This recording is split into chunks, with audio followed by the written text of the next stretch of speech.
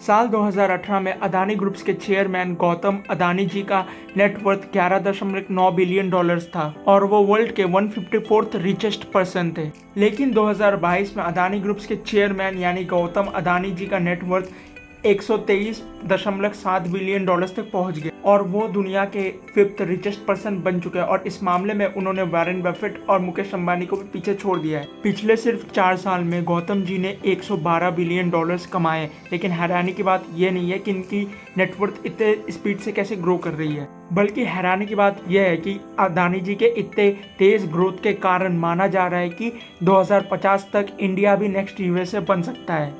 अब सवाल ये आता है कि एक आदमी के वेल्थ बढ़ने से कैसे इंडिया जैसे इतने बड़ी कंट्री 2050 तक नेक्स्ट यूएसए बन जाएगी। इसमें अदानी जी का क्या रोल होगा, चलिए जानते हैं। 25 अप्रैल 2022 को गौतम अदानी जी दुनिया के 5th रिचेस्ट आदमी बन गए वॉरेन बफेट को पीछे छोड़ते हुए। आज अडानी की नेटवर्थ 123.7 बिलियन डॉलर है, जो कि इंडिया के 2nd most richest person Mukesh Ambani से 14 बिलियन डॉलर ज्यादा है। लेकिन साल 2018 में अडानी की नेटवर्थ सिर्फ 12 बिलियन डॉलर्स थी और पिछले 4 सालों में ये 112 बिलियन डॉलर से भी ज्यादा बढ़ी है।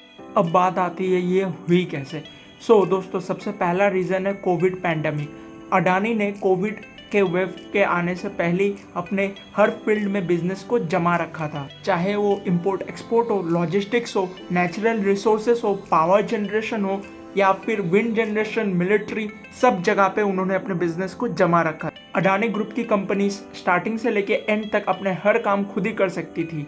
एग्जाम्पल के लिए हम अडानी विल्मर को ही ले सकते हैं, जैसे कि अडानी विल्मर ऑयल निकालती है और अडानी ग्रुप के ही दूसरी कंपनी इसको बाहर कंट्रीज में एक्सपोर्ट करती है, इसलिए उन्हें किसी पर डिपेंड रहने की ज़रूरत नहीं है। इसलिए जब कोविड पैंडेमिक आया तब ना ही सिर्फ अडानी ग्रुप ने सरवाइव किया, बाकी इस मौके का फ़ायदा उठाकर काफ़ी ज़्यादा मुनाफा भी कमाया। 2022 में अडानी अब तक 41.6 बिलियन डॉलर्स कमा चुके हैं। कोविड पैंडेमिक के दौरान अडानी ग्रुप ने इतना ज़्यादा ग्रोथ किया कि उनके हर एक लगभग शेयर्स के प्राइसेस काफ़ी ज़्यादा रॉकेट की स्पीड से बढ़ गए।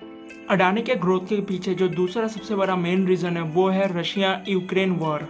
आज के समय में सनफ्लावर ऑयल की पूरी दुनिया में काफ़ी हाई डिमांड है और इसको सिर्फ 3 ही कंट्रीज एक्सपोर्ट करती है, रशिया, यूक्रेन और इंडोनेशिया। अभी जैसे कि रशिया और यूक्रेन के बीच में वॉर छिड़ी हुई है, तो इस ऑयल को सिर्फ और सिर्फ एक ही कंट्री एक्सपोर्ट कर सकती है, वो है इंडोनेशिया। पर इंडोनेशिया भी इतने भारी मात्रा में ऑयल्स को एक्सपोर्ट नहीं कर सकती। रशिया यूक्रेन वॉर की वजह से सनफ्लावर ऑयल की जो एक्सपोर्ट में कमी आने लगी, इसके लिए दुनिया भर में इसके ऑल्टरनेटिव्स की तेजी से मांग बढ़ने लगी और इसके ऑल्टरनेटिव है ग्राउंडनट, मस्टर्ड और सोयाबीन ऑयल। अडानी विल्मर ने इस मौके का पूरा फायदा उठाया और उन्होंने ऐसे ऑयल्स का एक्सपोर्ट शुरू कर दिया और इस पर्टिकुलर रीजन की वजह से अडानी विल्मर के शेयर में 42% का इंक्रीमेंट देखने को मिला है, जो कि ड्रास्टिकली बढ़ते ही जा रहा है। इसके अलावा दुनिया भर में जो रिन्यूएबल सोर्सेज की जो तेजी से मांग बढ़ रही है, उसको पहले से प्रेडिक्ट करते हुए अडानी ग्रीन लिमिटेड ने रिन्यूएबल सोर्सेज पर भी इन्वेस्ट करना चालू कर दिया। साल 2019 में अडानी ग्रीन यूएस के टोटल सोलर पावर प्रोडक्शन से भी ज्यादा पावर प्रोड्यूस कर रही है और आज ये कंपनी सोलर इंडस्ट्री में वर्ल्ड लीडर है। और आज अडानी ग्रीन की तरह अडानी ग्रुप्स की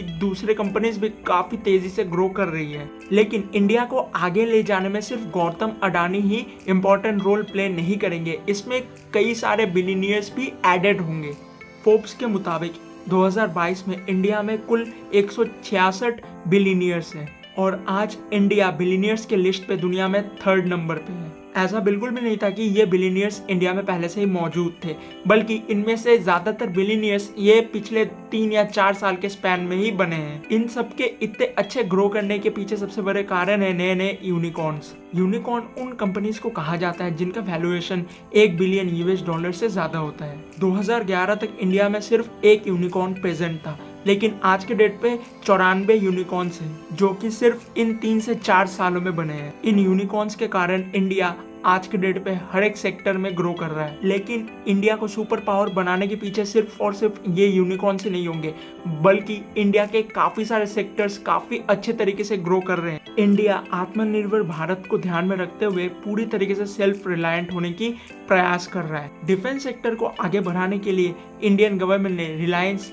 और टाटा जैसे 333 प्राइवेट कंपनीज को उन सेक्टर्स में काम करने का परमिशन दे दिया है और इसरो भी इसी तरीके से प्राइवेटाइज हो रहा है। और इंडिया में ना सिर्फ इसरो स्पेस सेक्टर में काम कर रही है, बल्कि गोदरेज और विप्रो जैसे और भी कई सारे कंपनीज भी स्पेस सेक्टर में काम कर रही है। और इन्हीं कंपनीज की वजह से आज इंडिया स्पेस के फील्ड में वर्ल्ड वाइड 5th रैंक पे है। इंडियन गवर्नमेंट भी इन सेक्टर्स और यूनिकॉर्न्स को आगे बढ़ाने के लिए काफी एक अच्छा रोल प्ले कर रही है। इंडियन गवर्नमेंट लगातार ये प्रयास कर रही है कि इंडिया में बिजनेस आसान हो, और वो इसमें काफी अच्छे से सक्सेस भी हो रही है। तो दोस्तों, कैसी लगी आपको आज की ये वीडियो हमें कमेंट सेक्शन में ज़रूर बताएं, और वीडियो को ज़्यादा से ज़्यादा लाइक करते हुए अपने सारे एंटरप्रेन्योर दोस्तों को शेयर कर दे, और चैनल को भी सब्सक्राइब करने के साथ साथ बेल आइकन को भी ज़रूर हिट कर ले, ताकि आपको ऐसे ही क्वालिटी कंटेंट्स मिल सके।